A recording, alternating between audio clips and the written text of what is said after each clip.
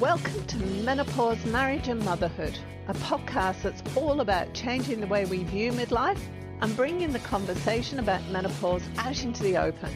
Each week we share stories, experiences and inspiration. We talk to experts on how to best navigate this time of life and find out how other people have not only survived but thrived through this time. I'm your host, Karen O'Connor. Hello and welcome. I'm here today again with Ryan. Hi, welcome Ryan. Hi, thank you. There's a couple of topics that I thought we could talk about today. So it's my turn to come up with the topics.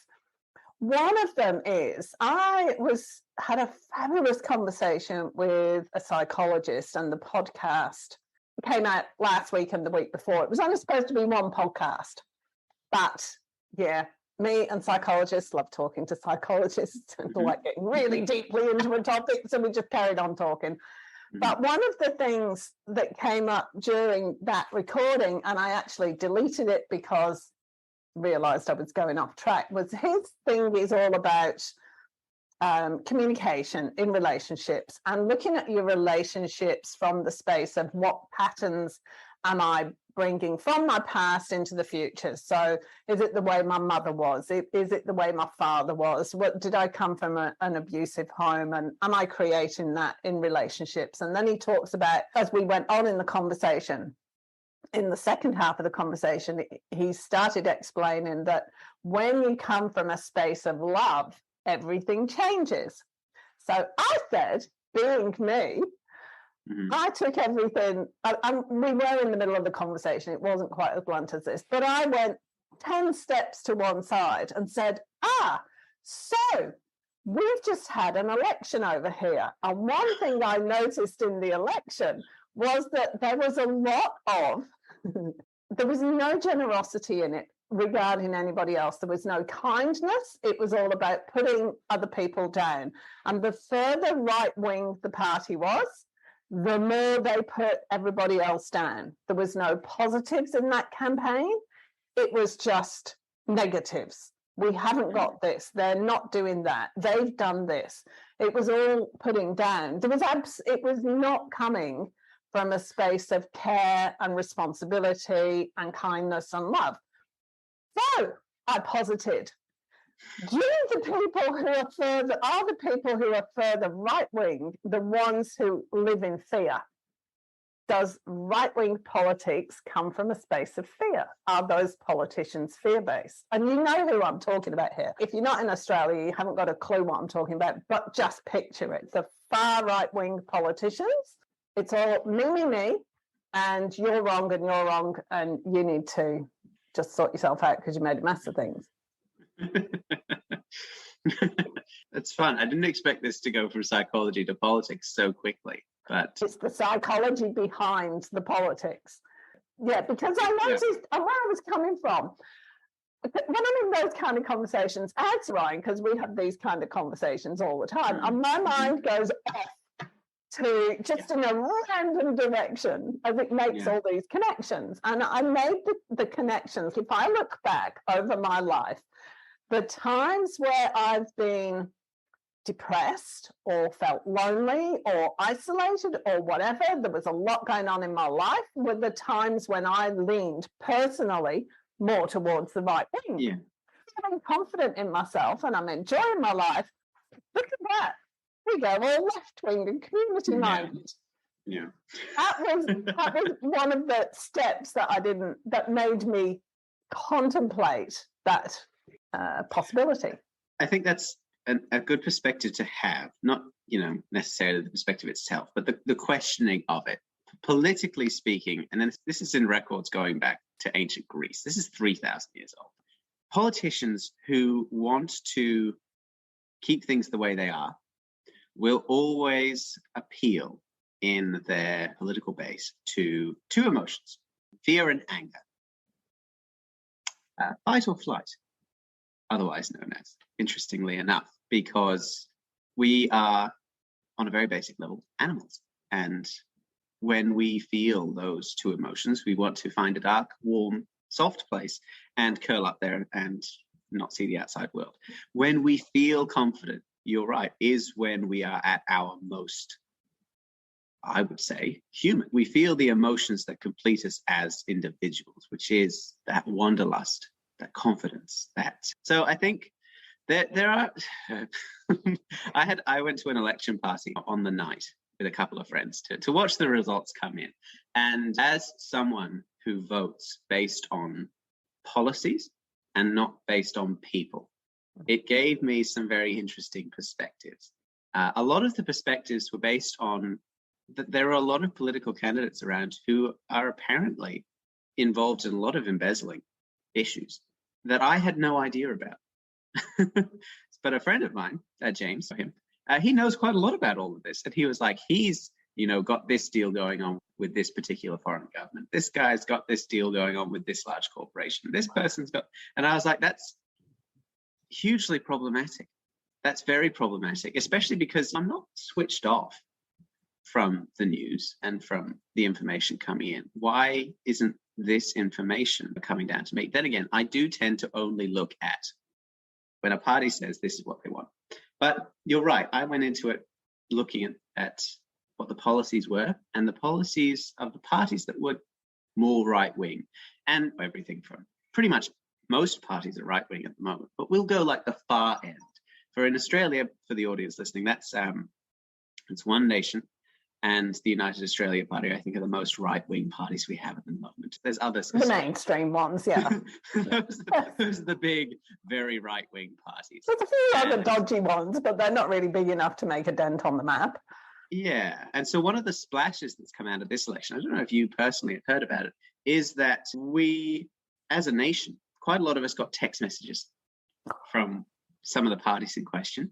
And it was hugely problematic because they were filled with, and I'm not saying this lightly, lies. So much so that the government is now saying they're going to put legislation in place to monitor and police parties who tell lies leading up to the election. One of the examples was something that a friend of mine got. She works as a nurse, and she got a text message saying that the World Health Organization is like coming in and trying to take over the Australian healthcare system, which is just not only wrong, but a very bizarre thing to say. Oh, that's a weird one. So that's very interesting.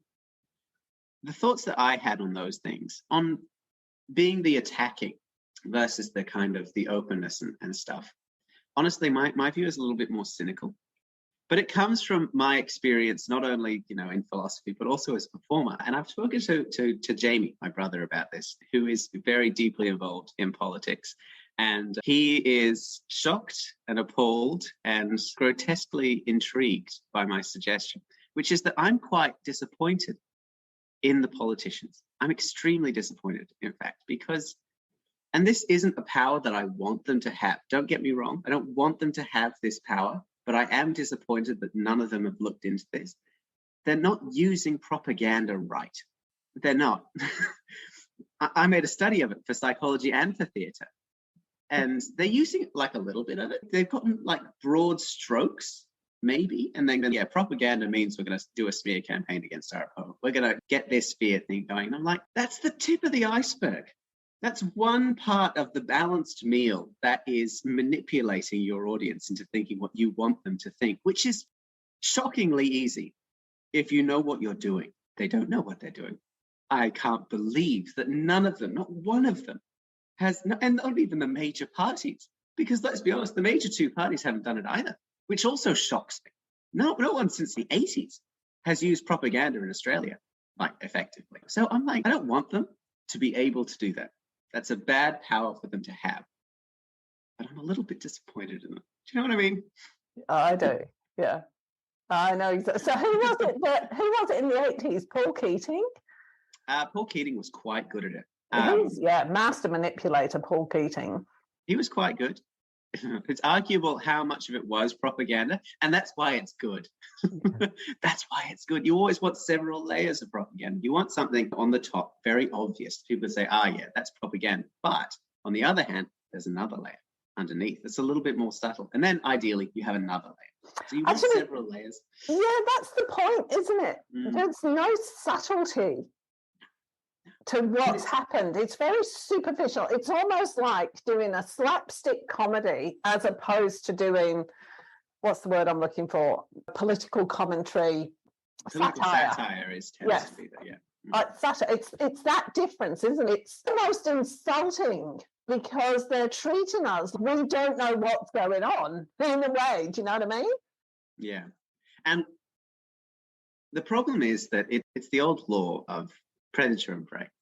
The lazier the prey, the lazier the predator, generally speaking. And we as a country, and I think as a population in the world, honestly, where there's so much information coming at us all at once, most of us tend to vote the way our parents voted, or the way our friends vote, or we're based on a single news article that we've seen. We don't tend to think about that kind of thing, about what the policies are, how it's going to impact us, whether we want it to impact us, versus impacting the less fortunate or the more fortunate. Or, for instance, I loved the Greens pamphlets this election because it had, and you read a lot of them, and they have, this is what we want to do, but they very rarely have details. A lot of them said more liberty. What does that mean? I don't know. Look at the United Australian parties, all of those billboards that you saw everywhere. Freedom, freedom, freedom. In what way? Be more specific, please. Whereas I loved the Greens ones because they did have details, and then down the bottom they had, how are we paying for this? We'll tax the rich. And I was, that's fun. They've told me where the money's coming from. Whether or not I agree with that is beside the point.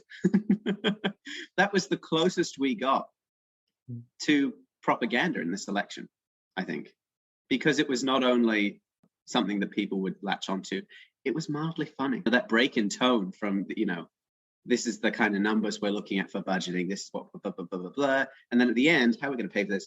We're going to tax the rich. That'll be fun. We'll do that. Yeah, because propaganda, and any good public speaker will know that you can be lazy.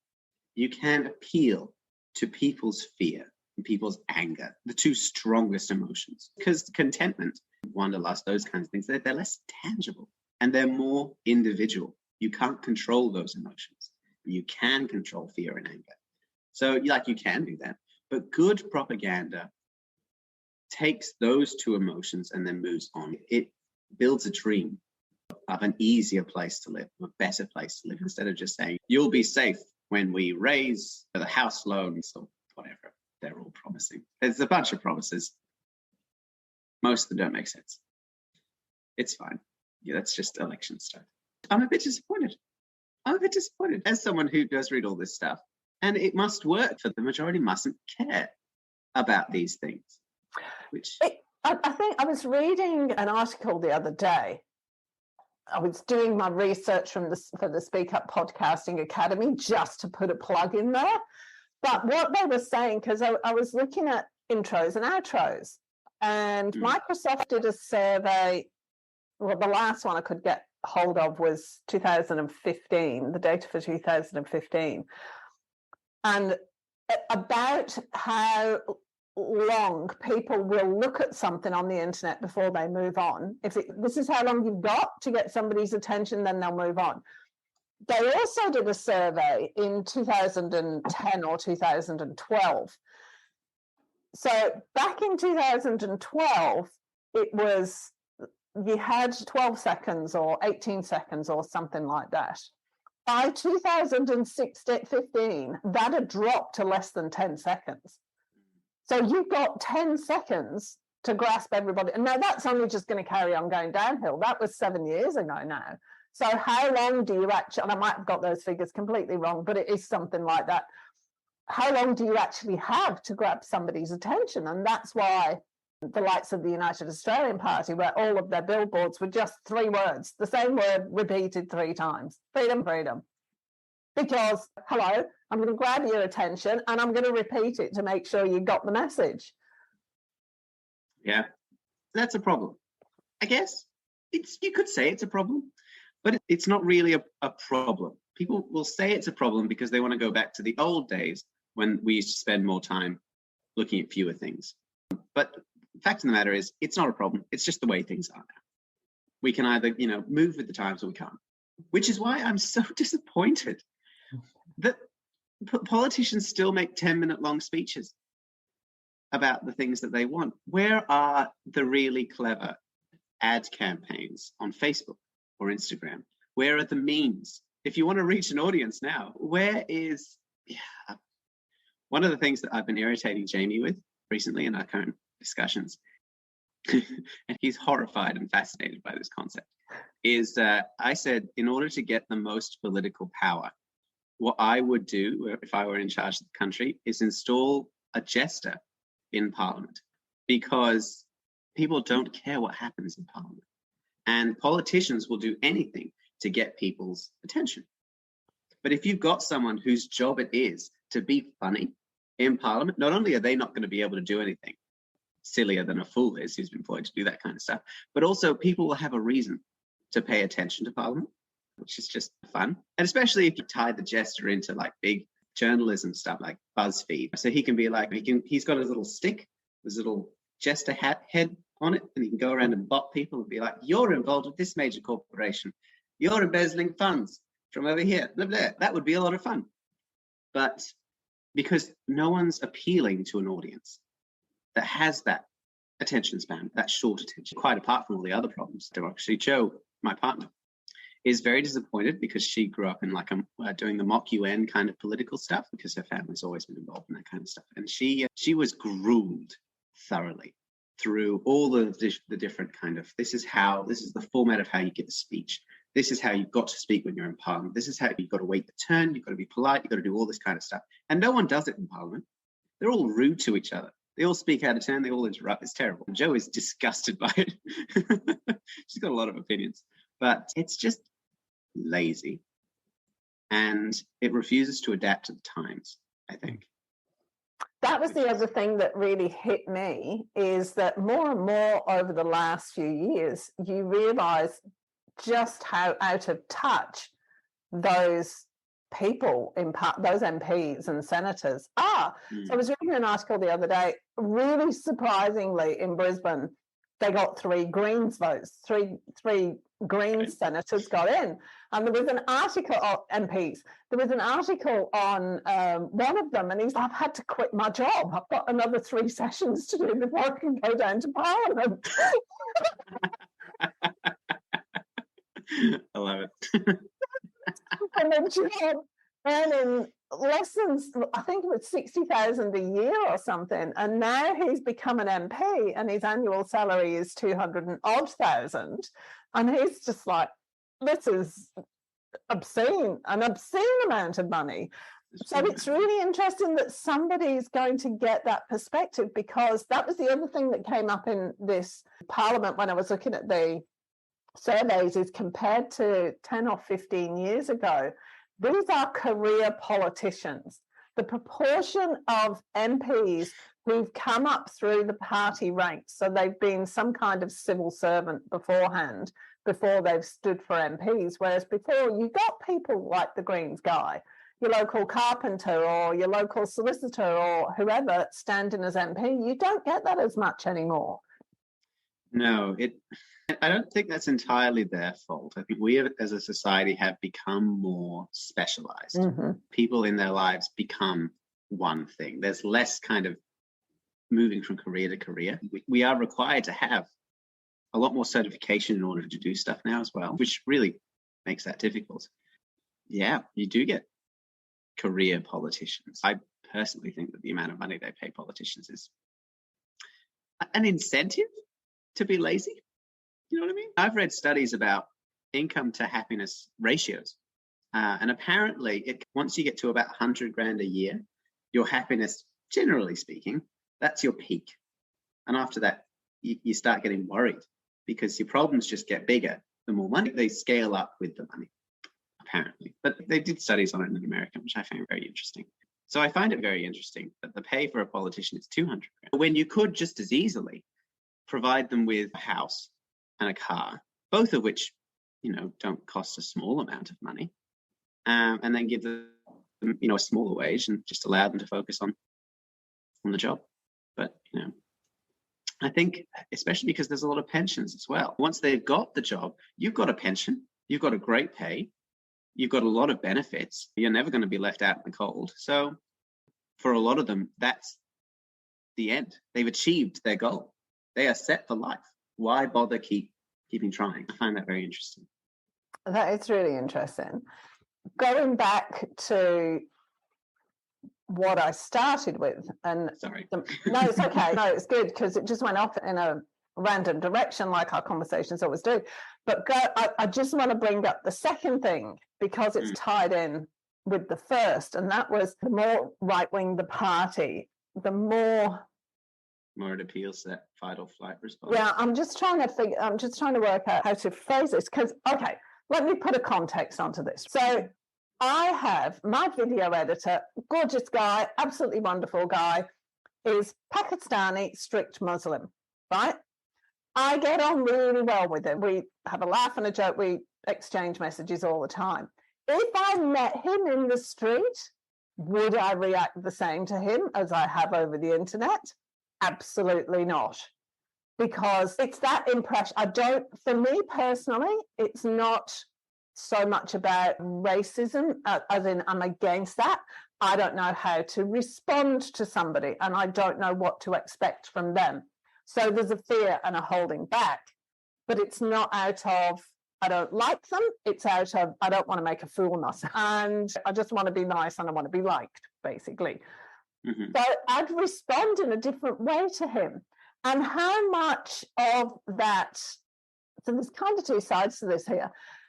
So that comes out of fear. And then, I don't know where I'm going with this. It's something to do with that inherent racism or discrimination. How much of that comes out of fear and how much of it comes out of ignorance? And it was an observation more than anything. I don't know what the question is. No, it's something that touches on kind of several aspects of both psychology and philosophy. The first is a question that I ask myself quite often, which is it's about dogs, actually. When you're walking along the street, you're having a good time, you're going to the shops or whatever, and you pass a dog in the street. I don't know about you, but I'm like, oh, a dog. Hello, friend. I want to meet you. Come and love me. But you've got to play it cool. You've got to play it cool. And then you're walking along and they pass you and you do a really sneaky and you hold your hand out and they sniff your hand and then you get a little boop from the nose and you're like, yes. A lot of people are like that with dogs, I find. Probably most people. Everyone likes dogs and dogs are always happy to see you. So my question is, if everyone was always happy to see everyone else, would we be the same with people? That's something I think about a lot. Probably too much, but it comes up to me a lot. The other thing is, like, psychologically speaking, in order to flourish as an individual in the wilderness, and particularly as a small community, you need to have the concept of what your community is and what you're protecting it from. And this relates back to a lot of other instincts which aren't very useful now. But you need to have a very strong us versus them. And this isn't necessarily applicable to humans. Like once upon a time, you would have a small village of 100, and the them would be winter, or wolves, or bears, other things that would come in. It wouldn't necessarily be people, but it could be people. Because if you have something and they want something, and you're used to fighting, it's now the knee-jerk response, then you will fight because you're afraid that the other one fights. Jamie has some very interesting political opinions about how this affects much wider kind of populations in terms of war, because it's his belief that war begins because both are afraid of war, not because both want war. But because if you're going to have a war, and if you become more and more afraid of it, then you become more and more keen to control the outcome of that war, which means that you have to start it. It has to be on your terms, which makes a lot of sense to me. I don't know about every time, but. And I think it's the same on smaller scales. That fear of putting yourself out there impacts on how you affect other people, which means that you're slightly more unfriendly to them, which means that they think that you're unfriendly. So they change how they are. And the gap widens because everyone's afraid, not of everyone else, but because of the possibility of everyone else. And I think that is something that the politicians take advantage of, is the fear, not of the unknown, but of the known. This is what happened last time. Take dogs. A dog bit you 3 years ago. This dog could also bite you.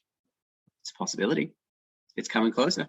It's you put your hand out, its muzzle is coming towards you. It would be very easy to just chomp. And if you're walking along the street, you could say, hello, how are you? And they could say, hello, how are you? Or they could say, in my culture, we say, salam. And how disrespectful of you not to do that, which is just frankly a ridiculous thing to say. And I'm not suggesting that anyone would say that. It's just an example. But I get where you're coming from. It saddens me that the leaders of countries across the world don't embrace the idea of throwing off the shackles of fear and saying, this is the country we could live in, which we don't have to be afraid. And instead say, we are afraid, you should be afraid, and this is what we should do to fix that fear. It's not focusing on the fear itself. It's focusing on the cause of fear. But fear is always going to be there. We're always going to be afraid of something. We always have been. I'm afraid of the weather. It's 6 degrees out there. Nothing I can do about that. I don't want to go outside. That's fine. But they're always like, you're going to pass people in the street that are going to be grumpy, basically. There are always going to be outliers or any bell curve. And I would personally suggest adopting a way of living that is okay with not just not being afraid, but occasionally getting hurt.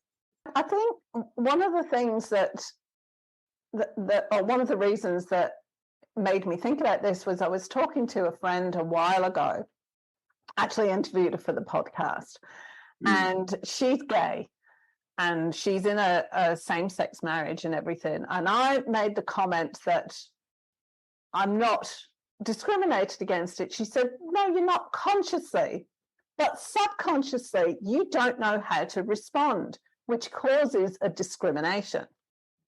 She said, so they've got a little girl, they go to the school functions, she said, and all the mums and all the parents are sitting there in their groups that they know each other. She said, which group do we sit with?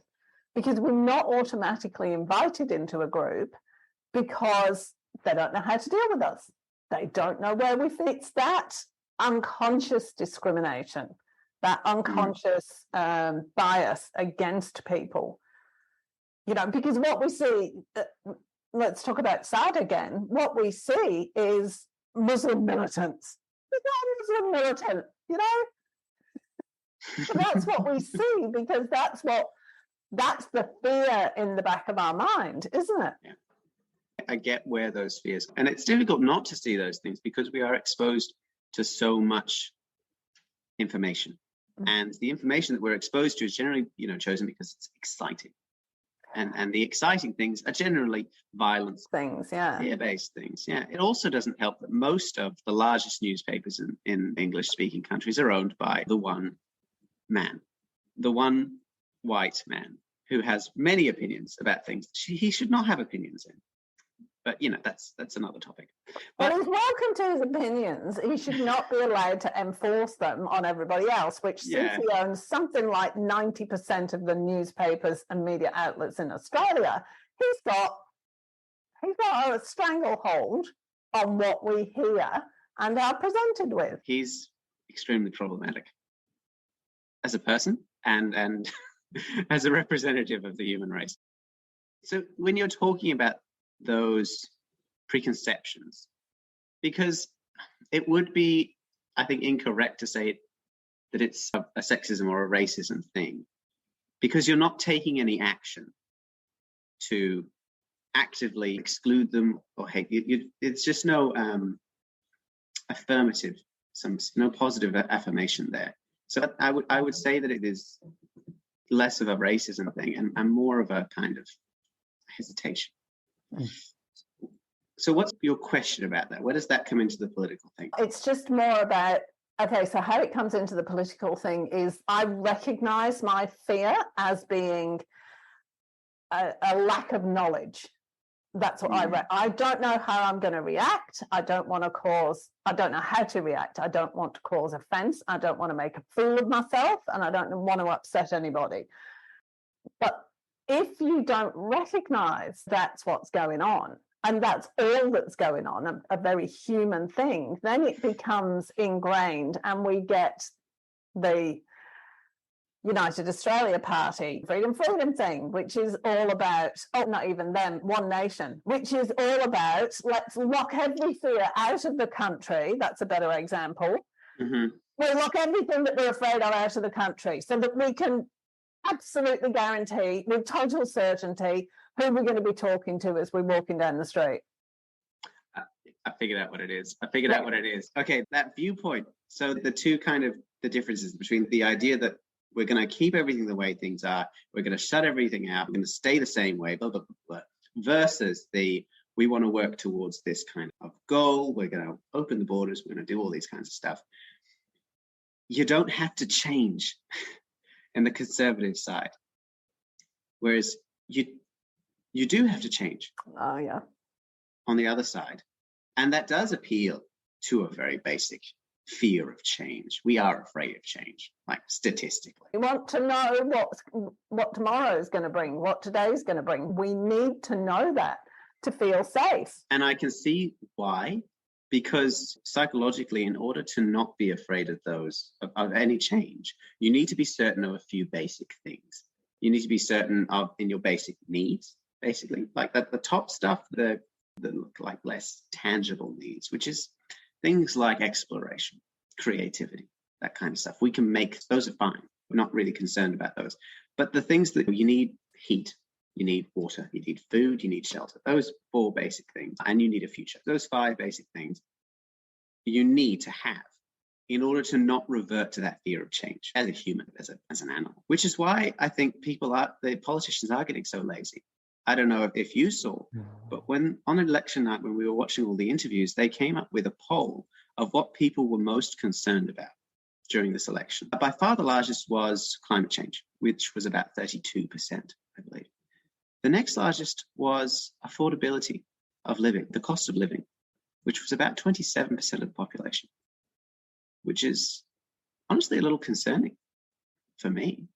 Is 27% of the population's biggest concern is that they're not going to be able to afford to live. I think is a huge problem. That's a massive issue. And it will impact on how they vote about their future. They will want things to remain steady. And the argument against that is obviously you don't want things to remain steady because the cost of living is going up and has been going up steadily for quite a while now. So obviously you do want to change that comes down, but it does appeal to that fear. You want to be left alone because if you are left alone, you can make things better. We have that instinct. Has my camera just started flickering? It stopped again. It did do that, yeah. I don't know why. No, I don't either. Have you got the fluorescent bulb? Because sometimes they kind of match up. No, they're the daylight. LEDs. Yeah, LEDs. Yeah. So I think that's possibly a big part of where that comes from, is that kind of the protective fear because people are unable to afford more and more to live comfortably. Just a thought. Just putting those 2 dots to just connected those dots. There was a big silence. There was no change of expression. And I was like, have I said that wrong? No, sorry. I was still on light bulbs. I was still on light bulbs going, my brain just wasn't on the questions. Yeah. But I was also, it's kind of like, I've also not quite connected the 2 things together because they are somehow connected, and I haven't really grappled down that connection to its full, to the base level. I don't know. It's still, and I'm fully aware that we've been talking for a long time and we are going to have to. How long are the podcast? 40 minutes, right? Yeah, with a thought or something on this. Because whenever we talk about these things in depth, it's us examining our own personal thought processes and beliefs and everything else. So it's great to hear that kind of thing, because it just makes you think about yourself. I think the note that we should probably leave people on then is a similar kind of thing. A lot of politicians appeal to people as animals, which is why I'm so disappointed in the lack of propaganda, which should appeal to us as humans. And it's because when we're threatened, we turn into animals. It's a recorded fact. I think the challenge that we leave for our audience isn't to think in one particular way or another. It's not to vote for a particular party. It's to sit down and say, I'm a human being. I have the incredible privilege and responsibility of being aware of my place in the universe and being surrounded by other people who are also aware of their place in the universe. We have a responsibility to make the world better, not just for ourselves, but for everyone else in it. And in order to do that, we need to let go of personal fear and ask ourselves, if I look after the people in my life, and if they look after me, what can we do as people to make the world better for everyone else going forwards in a way that isn't about not moving? Because I've got to say, listeners, historically speaking, any society that refused to change with the times died. I can't even list them. There's too many. You have to move with the times. You have to change. And sometimes that means being afraid. But I think if you're aware of your fear, then it allows you that freedom to move past it. I agree. There was something came up for me while you were talking, and it's gone. Gone. It's gone. Gone. Flitted away. Yeah, and I made the connection between what I started off saying and it is that it does go down to that. The more towards the right you go, and I hope that's the right on the screen, I don't know, the more towards the right you go, the more fear-based it is, the more about your personal situation, you individually, it is. And I think that's why I hear the more right-wing politicians, and talking in Australia here, and it's all me. I think that I find jarring. Yes. Politics should be about. That was how the Greek system came about. This is about looking after everybody. Okay, you had to be male, you had to be over a certain age, and you had to own a certain amount of land, but you couldn't be a redhead, and you couldn't be a dwarf, and you had to be a citizen, and you had to own land, and you had to be over 25. Yes, but other than that, and you had to be male. You had to be male.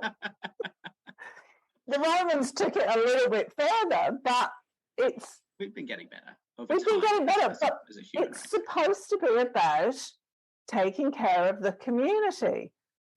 Yes, you're right. Wing politics, I think, does tend to ask us to think of ourselves as individuals. What can you do to protect yourself? As opposed to saying, how can we protect each other?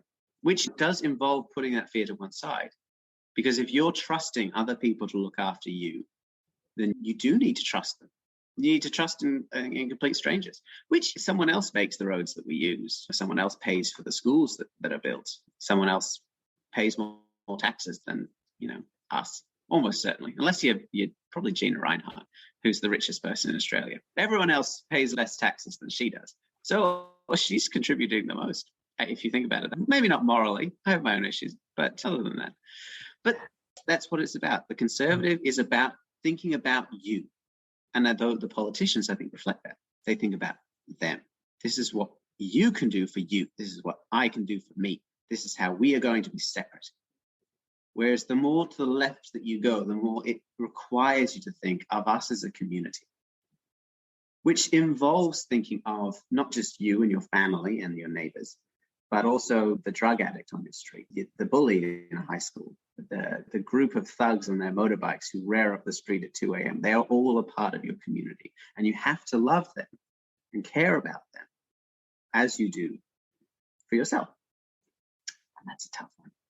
Yeah, we don't want to do that. I found myself going, yeah, but they're not included. They're not included. They are included. Everyone's a part of the family. But I remind myself, in order to love someone, you don't have to like them. Where did you get that from, though? Yeah, I don't know. That one's an old one. Yeah. But yeah, you don't have to approve of someone in order to love them or care about them. Care about them more than. But the word love in English is not a good description because it encompasses everything. So it doesn't allow you any permutations on what you're saying. It doesn't allow a context for what you're saying. You're right. Let's say have compassion. Yeah, compassion's probably better. Yeah. I would still like to stick a potato in his exhaust pipe, to be perfectly honest. But all we can do, I think, is be the example we want to see. And if that means caring about people, regardless of how they treat you. Because if everyone did that, the world would be better. And the more people do that, the easier it's going to be for more and more people to do that. That's how I look at it, personally. And I'm going to close up now, but next time, here's the topic of conversation. Maybe we'll see how we go. I've been reading a book called Beyond Belief, which is about modern Pentecostalism. Yeah. Everything that we've just talked. Yeah, I have a lot to say on that. Yeah. And I'm going to offend a lot of people. Oh, good. That's always fun. So I'm going to send you that book and then we'll have a conversation about it in a few weeks. Okay. Yeah. Because it is because to me it builds on what we're just saying. Mm-hmm. This is one of those other left field connections that I make. Builds on what we're just saying about the right-wing politicians or right-wing people. And it gets me angry. Oh. And I'm sure I know some Pentecostalists, very nice people. It's about the leadership and as everything filters down from the top. So, yeah. So we better finish up there. We have gone over time again. Yeah, it's good night from me. And it's good night from him. Good night. Good night.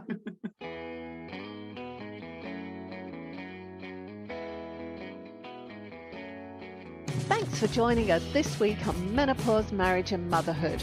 Make sure you subscribe to the show on your favourite player, and while you're at it, we'd love you to leave us a rating on iTunes, or if you'd simply tell a friend about the show, that would be amazing too. Be sure to tune in next week for the next episode, and remember, if you're busy thinking about what you can't have, how on earth are you going to enjoy what you can have? See you next week.